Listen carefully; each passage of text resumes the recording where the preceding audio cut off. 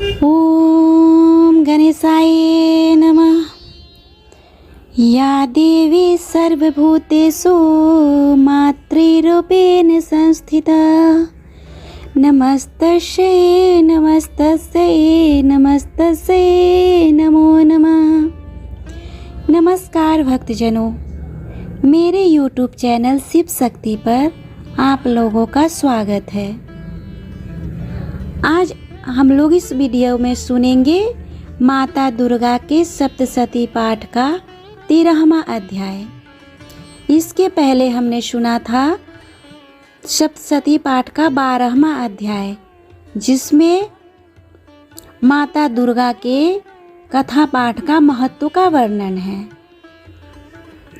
और इसमें 13वां अध्याय में राजा सूरत और वैश्य को देवी ने कैसा वरदान दिया, इसका वर्णन है।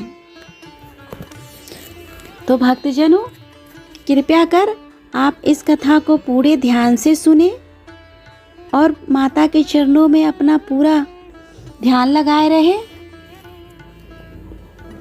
क्योंकि कथा सुनने मात्र से ही माता की कृपा प्राप्त होती है, जीवन के सारे दुखों का नाश हो जाता है और मनोवांछित कामनाओं की पूरा होने लगती है।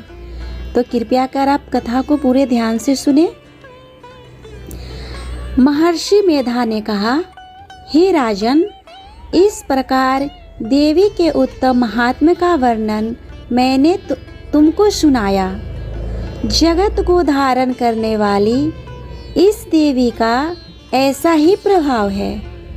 वह देवी ज्ञान को देने वाली है और भगवान विष्णु की इस माया के प्रभाव से तुम और यह वैश्य तथा अन्य विवेकी जन मोहित होते हैं और भविष्य में मोहित होंगे।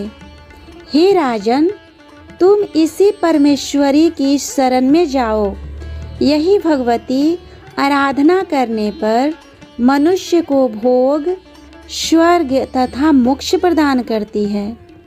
मार्कंडेय जी ने कहा, महर्षि मेधा की यह बात सुनकर राजा सूरत ने उन उग्र व्रत वाले ऋषि को प्रणाम किया और राज्य के छिन जाने के कारण उनके मन में अत्यंत ग्लानि हुई और वह राजा तथा वैश्य तपस्या के लिए वन को चले गए और नदी के तट पर आसन जमाकर भगवती के दर्शनों के लिए तपस्या करने लगे।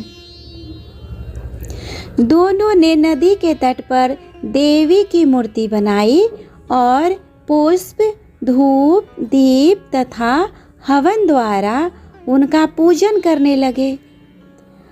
पहले उन्होंने आहार को कम कर दिया, फिर बिल्कुल निराहार रहकर भगवती में मन लगाकर एकाग्रता पूर्वक भगवती की आराधना करने लगे।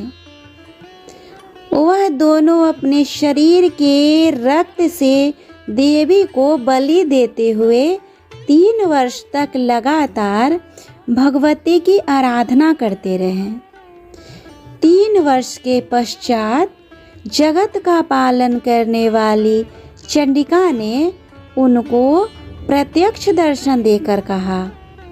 देवी बोली, हे राजन तथा अपने कुल को प्रसन्न करने वाले वैश्य, तुम इस वर की इच्छा रखते हो, वह मुझसे मांगो।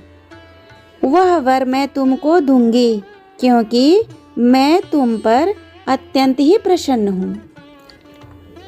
मार्कंडेय जी कहते हैं, यह सुन राजा ने अगले जन्म में नष्ट न होने वाला अखंड राज्य और इस जन्म में बलपूर्वक अपने शत्रुओं को नष्ट करने के पश्चात अपना पुण्य राज्य प्राप्त करने के लिए भगवती से वरदान मांगा।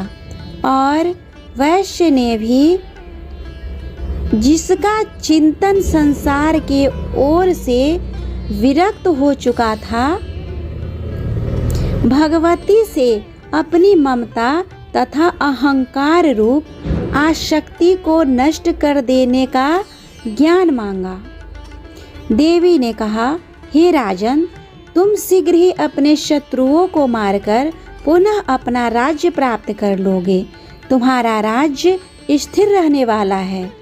फिर मृत्यु के पश्चात आप सूर्य देव के अंश से जन्म लेकर सावर्णिक मनु के नाम से इस पृथ्वी पर ख्याति को प्राप्त करोगे। और हे वैश्य कुल में श्रेष्ठ, आपने जो मुझसे वर मांगा है वह आपको देती हूँ। आपको मोक्ष को प्राप्त करने का ज्ञान प्राप्त होगा।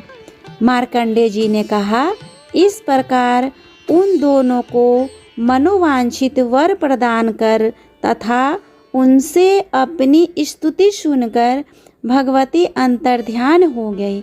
और इस प्रकार क्षत्रियों में श्रेष्ठ वह राजा सूरथ भगवान सूर्यदेव से जन्म लेकर इस पृथ्वी पर सावर्णिक मनु के नाम से विख्यात होंगे। इस तरह हमने माता दुर्गा सप्तशती का 13वां और अंतिम कथा का पाठ का श्रवण किया। भक्तजनों, आपको मेरी यह कथा कैसा लगा प्लीज़ कमेंट करके बताएं। और अगर अच्छा लगा हो तो प्लीज़ प्लीज़ प्लीज़ मेरे वीडियो को लाइक और शेयर करें। साथ में मेरे चैनल को भी सब्सक्राइब कर ले, ताकि जब भी मैं इस तरह का धार्मिक वीडियो अपलोड करूं उसका नोटिफिकेशन सबसे पहले आपको मिले। भक्तजनों, यदि आप चाहे तो नवरात्रि के शुभ अवसर पर, जो कि साल में पूरे 4 बार मनाए जाते हैं, जिसमें 2 प्रकट नवरात्रि है और 2 गुप्त नवरात्रि है।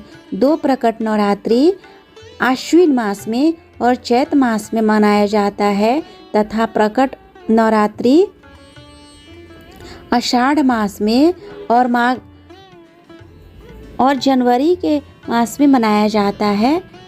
उसमें आप माता दुर्गा के सप्तशती के इन पाठों का श्रवण कर सकते हैं और पाठ कर सकते हैं तथा माता दुर्गा के 9 रूपों के कथा का भी श्रवण कर सकते हैं, जिसका कि वीडियो आपको मेरे चैनल पे मिल जाएगा। और गुप्त नवरात्रि के शुभ अवसर पर विशेष रूप से 10 महाविद्या का पूजा का विशेष महत्व होता है। उनके कथाओं का भी आप पाठ सुन सकते हैं, उनके कहानी भी आप सुन सकते हैं, जिसका भी मैंने वीडियो बना दिया है। और जैसा कि आपको पता है, सबसे महत्वपूर्ण दुर्गा सप्तशती का पाठ है, जिसके एक बार पाठ करने अथवा श्रवण करने मात्र से ही पूरे साल का पूजा पाठ और दान का फल का पुण्य फल मिलता है। तथा दुर्गा सप्तशती पाठ के फलों का कभी नाश भी नहीं होता है, ये नाशवर नहीं है। अतः आप इन पाठों का श्रवण करते रहें और अपने जीवन में आए सारे दुखों को, दर्दों को, कष्टों को मिटाते रहें, नाश करते रहें और अपनी मनोवांछित कामनाओं की पूर्ति करते रहें। इस तरह आप सभी पर माता दुर्गा अपनी कृपा बनाए रखे। तब तक के लिए जय माता रानी की।